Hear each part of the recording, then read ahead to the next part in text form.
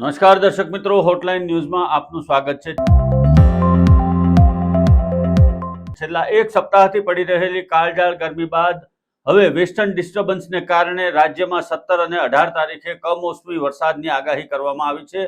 હવામાન વિભાગના જણાવ્યા પ્રમાણે વેસ્ટર્ન ડિસ્ટર્બન્સ અને પવનની બદલાયેલી દિશાને કારણે 17 અને 18 તારીખે રાજ્યની અંદર ખાસ કરીને દક્ષિણ ગુજરાતમાં સુરત, વલસાડ, ભરૂચ અને સૌરાષ્ટ્રની અંદર રાજકોટ, જુનાગઢ, ગીર સોમનાથ અને ઉત્તર ગુજરાતની અંદર મહેસાણા, ઊંઝા સહિતના વિસ્તારોની અંદર કમોસમી વરસાદ પડી શકે છે અને આ વરસાદને કારણે ખેતીના પાકને વ્યાપક પ્રમાણમાં નુકસાન થશે। જેના કારણે સૌથી મહત્વની વાત જો એ છે કે કેરીના પાકને નુકસાન થવાની ભીતિ છે। આ ઉપરાંત વરિયાળી, જીરું વગેરે જે ઉનાળુ પાક છે એને પણ નુકસાન થશે અને આ નુકસાનીને કારણે ખેડૂતોને હવે બેવડો ફટકો પડવાની પણ સંભાવના છે।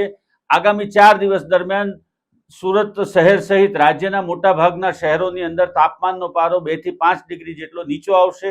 લોકોને ગરમીમાંથી આંશિક રીતે રાહત મળશે।